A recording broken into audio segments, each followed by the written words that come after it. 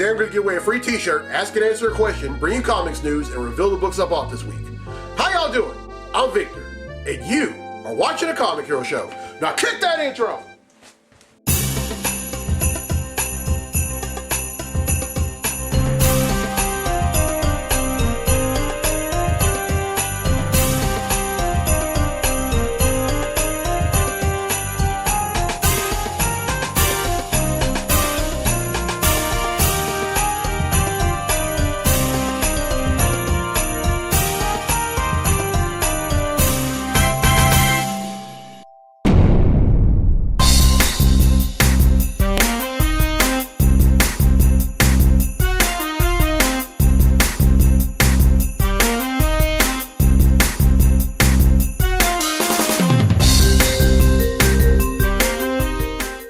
Welcome to this edition of the Comic Hero Show. I'm your host, Victor Nunley, and I am the Comic Hero. Now, the Christmas decorations may be on the desk, but I'm not celebrating Christmas on this episode. Instead, I'm celebrating my alma mater, the Homer High School Fighting Pelicans. Now, a few days ago, they went to the state championship, and unfortunately, they lost, but they're still champions in my book. And this is why. Because one, they're my alma mater, and I will always support them no matter what. And then two, because each and every football player that is on that field has given it their all and shown excellence on and off the field.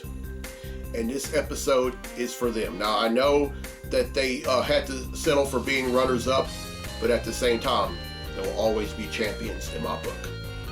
And this is a Homer High School Fighting Pelican Comic Hero tee. This is the gold standard edition, by the way. And inside the speech bubble, you have the wings. Then here on the right sleeve, you have their secondary logo, or my version of their secondary logo, Pels. Then here on the left sleeve, you have my version of their main logo, which is the H with the pelican flying. And if y'all notice, one thing about this pelican, it's flying past the H, and that's my way of saying that they're moving forward, because in life you have to move forward.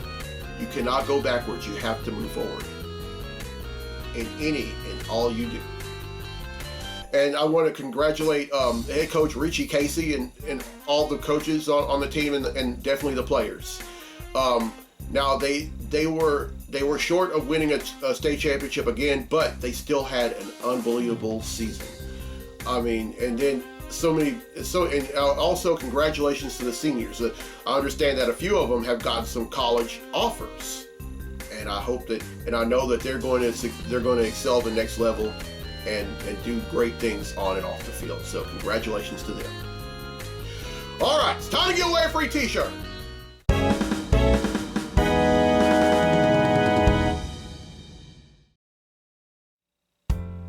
All right, on last week's episode, I asked, John Size X-Men #1 in 1975 introduced 7 new members of the X-Men. Which one of these 7 members did not make their first appearance in the book? Well, the correct answer is Wolverine. And Wolverine actually made his debut in The Incredible Hulk #181 in 1974, which, by the way, was one of the hints that I gave on last week's episode of the show and on social media. Well, the answer is Wolverine, and 9 people have answered correctly, and because they've answered correctly, your name's been in the drawing for a free tee. And that drawing takes place right now. So the winner of the free tee for this week's episode of the show is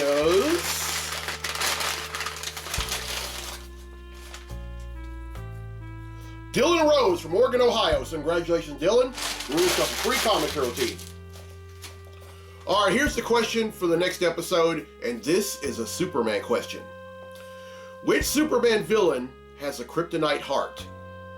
Now, here are the hints. The first hint is that this villain debuted in Action Comics number 252 in 1959.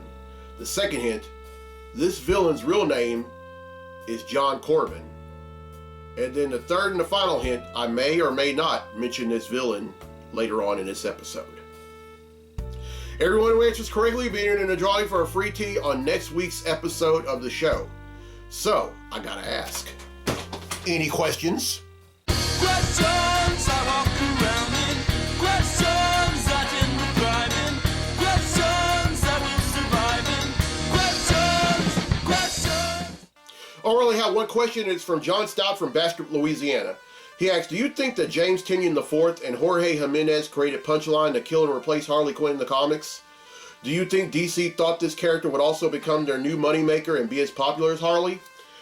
Well, John, that was one of the things that I was hoping for, and that was one of the things that I originally thought, because even though they haven't been together in a while, I thought that Punchline would eventually kill off Harley. Now, never say never. I mean, one thing about some of the villains in DC, I kind of compare them to the Netflix series Stranger Things, because just when we think we know what their next move is going to be, we don't.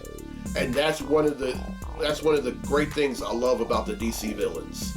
They always keep us on our toes, and you just never know what they're going to do, and therefore they keep us thirsty for more. Now, here's the thing that a lot of folks don't know about Harley Quinn.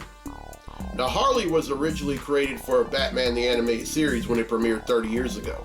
But DC liked the character so much that 6 years later, they finally made her comic book canon, and has been ever since. Now, Punchline is an original creation of DC. Of course, she was created by James Tynion IV and Jorge Jimenez. And right now, she, for the most part, is the Joker's new significant other. Now, do I think that she's going to replace Harley? No, I don't think so. Will she kill Harley? Well, honestly, I don't know, but like I said before, with DC, you just never know. And then you just never know what some of these writers and artists come up with. I mean, you have to. One thing about writers like James Tynion IV or Scott Snyder or Chip Zdarsky or anyone like that, or anyone that's written Batman in the past decade, or really since Rebirth, which has been the last 6.5 years. I mean, they just never disappoint. I mean, the Batman books are some of the most popular DC books ever, and I can't wait to find out. Now, to answer your question though, do I think that she's going to kill off Harley? Maybe. Do I think she's going to replace Harley? Well, in terms of being a villain, yes, but in terms of a character, of a character in general, no. All right, really loving these questions y'all are asking me. Y'all keep them up. Now, I'm not going to do an Any Questions segment on the next episode, but I will do one on episode 427, which will be the last Christmas episode of 2022. So stay tuned for that. Oh, and also, no personal or tasteless questions. I will neither ask nor answer them on this show.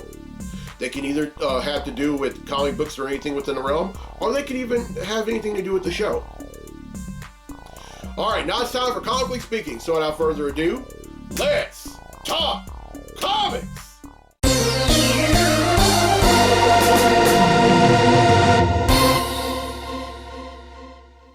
All right, there's only one thing I'm going to talk about in this segment of Comically Speaking, and that's my review of Superman Kal-El Returns.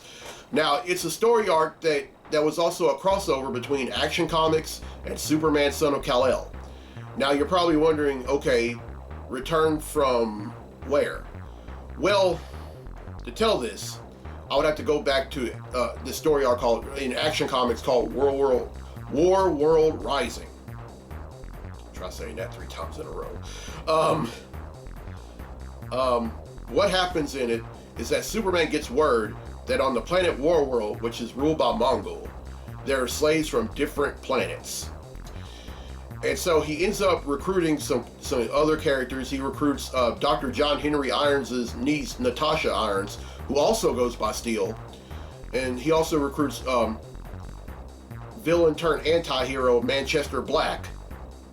Oh, by the way, if you want to read a very good story that Manchester Black is featured in, read Action Comics number 775. You will not be disappointed. And then also two founding members of the original Authority team, Apollo and Midnighter. And then also several other characters, and they form another version of the Authority, or an updated version rather. So they go to the War World, and in addition to finding other slaves from different planets, they also find descendants of Kryptonians that had perished on the planet Krypton. We find out that Superman wasn't the only Krypton. Well, he and Supergirl weren't the only Kryptons that fleed Earth. And, that fleed Krypton, rather. Krypton. And they find them and they're about to free them, but there's only one problem. Warworld is under a red sun. Now, a red sun negates Superman's powers. Or it pretty much negates any Kryptonian's powers. So, Superman has ended up putting through like different duels with some of the aliens, and then some of the prison guards and other minions of Mongol, and they go fights, and he fight to the death. Now Superman doesn't kill, but he beats up so many of these guys and has fought, and he has won so many fights that he only made them wish they killed him. But somehow, some way, they end up moving Warworld to a yellow sun, and then after that, Superman starts kicking butt and taking names, and they free all the slaves. And then we find out that there are two young people who are Kryptonians, and Superman takes them back to Earth with him. And then in the Kal-El Return story arc, he and Lois end up adopting them. So instead of having one child, they have three. And we find out that within the Authority, there was a mole. And that mole was Manchester Black. Now, you're probably wondering, who is he a mole for? The only person in Metropolis that hates Superman more than anyone. And I'm talking about Lex Luthor. Now, before we find out that Black was a mole, Luthor ends up entering this prison where the villain Metallo was held prisoner. Now Metallo is at this point very deformed. I mean, his body, his original body, is falling apart, and he's in need for a new body. But then Luthor tells him, "Hey, I can give you a new body. I can give you a new start." And he's like, "No, go away." But he said, "Hey, with this new body, you can kill Superman." And he's like, "Tell me more." And so later on, Manchester Black briefs Lex Luthor on everything that Superman and the Authority had done while they were on Warworld. And as soon as he got done, Lex Luthor pretty much almost kills him. And he said, "Okay, now that you've done that, I have another job for you." So I guess that suggests that he's probably that Metallo's new body is going to be that of Manchester Black, and that's how Action Comics number 1049 ends. And then it talks about, and then in the Kal-El Return story arc, we learn about other his return from the perspective of other characters like Batman, Lois Lane, the Justice League.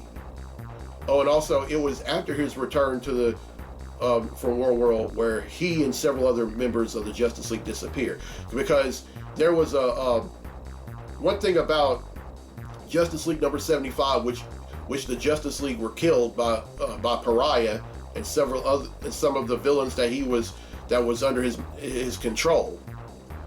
There was it was kind of a blank space in between, like, what happened, because and so they went on ahead and addressed that. But really love this book. I love what both Philip Kennedy Johnson and Tom Taylor are doing with it, especially what Johnson has done with the World Rising story arc, and then all this, and it brings us to the upcoming Action Comics number 1050. And in this one, the status quo for Superman changes, and his identity, and then also his son John Kent's identity, are made secret again. In other words, they're restored. Now, they're pretty much righting the wrong that Brian Michael Bendis made 3 years ago when he made his identity public. Now, I don't care what anyone says. I believe that Jerry Siegel and Joe Shuster created Superman for the sole purpose of his identity never going public. And that's one of the many things about Superman's that makes Superman so awesome. I mean, with his identity being secret, I mean, we see two sides of him. We see the superhero side, we see the mild-mannered side. I mean, who wouldn't want that? But anyway, I'll keep y'all briefed on what happens in Action Comics number 1050 in a later episode. Alright, that's it for Comically Speaking. Now let's get to the comics I bought this week. Comic books I bought this week.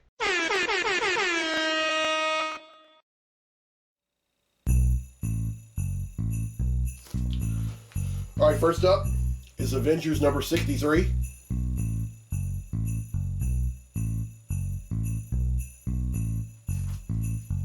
Really excited about this one. Dark Web number 1.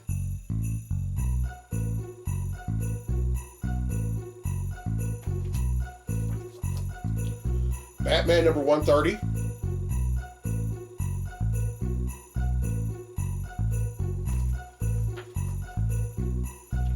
Captain America Sentinel of Liberty number 7.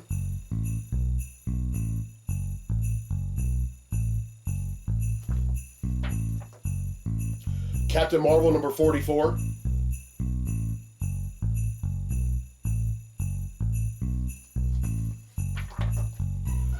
Daredevil number 6.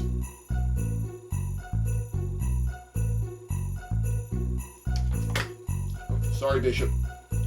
Set you back up there.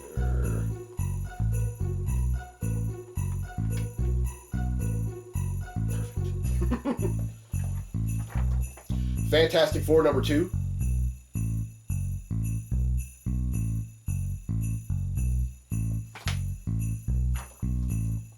Immortal X-Men number 9.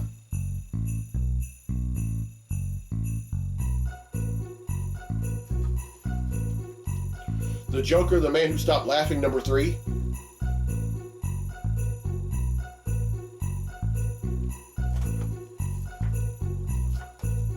Marauders number 9.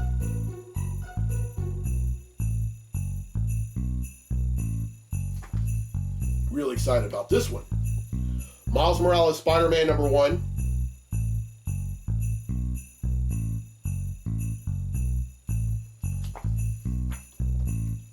New Mutants number 32.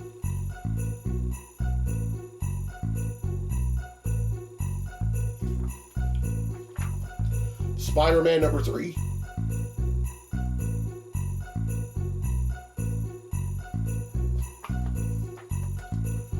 Teenage Mutant Ninja Turtles number 135.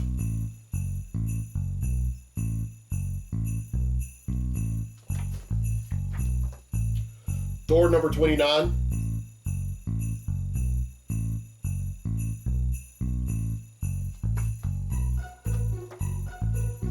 X-Force number 35.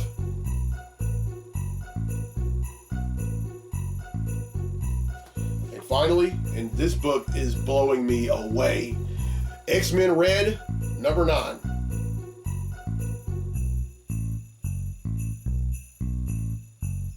Alright, that's 17, which brings the total number of comics that I've bought since December of 1997 to 11,747.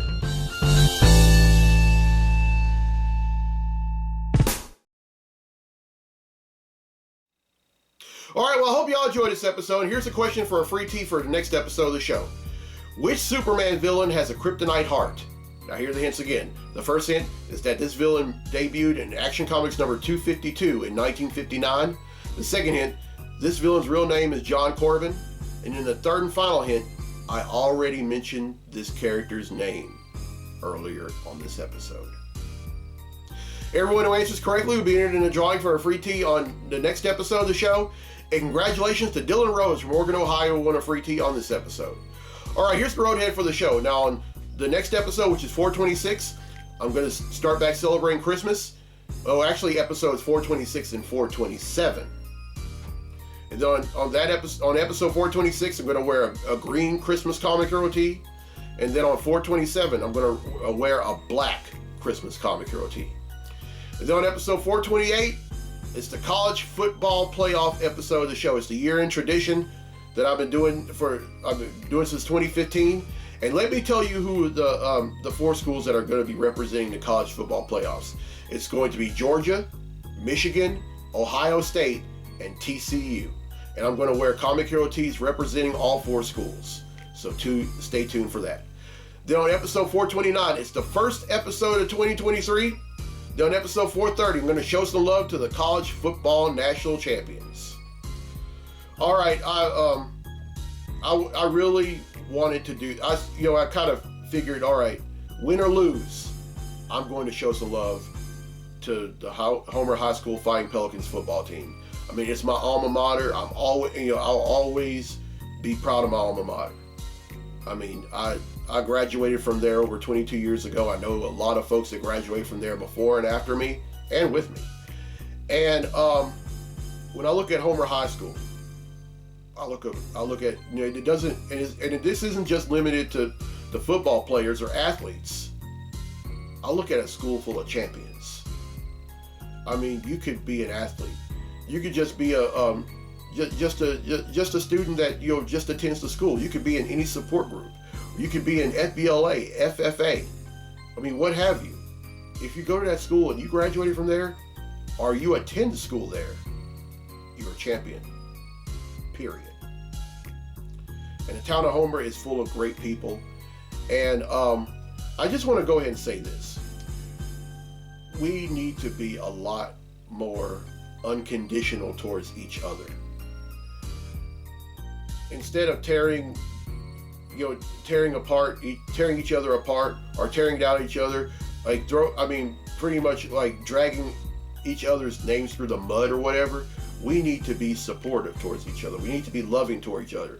I've said this many times before on the show, but the only way we're going to get through this life is with love. And it just kills me whenever, I go somewhere and I see someone getting wrongfully accused of something when they didn't deserve it, or being torn down just because they don't like them or whatever. Look, life's too short to live that way. Love is the key, or at least that's what Frankie Beverly and May said. So, learn to love someone. Be there for someone. We need to be unconditional towards each other, especially young people. It disappoints me when just about anyone gets called all kinds of names, but it really infuriates me when young people get called all kinds of names. They're our future. Instead of tearing them up, we need to tearing them down. We need to build them up. We need to lift them up. We need to love them. We need to support them. Period. All right, if you're watching this for the first time on YouTube, welcome. And as soon as you're done, hit subscribe. All right, I didn't say this before, but if you would like your very own Homer Pelican Gold Standard Comic Hero tee, you can find them on my website, IamTheComicHero.com, for $20. And then also the Christmas shirts, you can find them on there for $17. And then I'm going to come out with some more, another line of clothing. I've already have some hoodies that are I'm selling hoodies on the website. I'm selling sweats on the website. And then I may even start selling some cutting boards. I mean, cutting boards are something that's very popular. So look for those. All right, I'm Victor Nunley on The Comic Hero. I'll see you next time for episode 426. So until then, be safe, be blessed, be a hero, and go Pels go!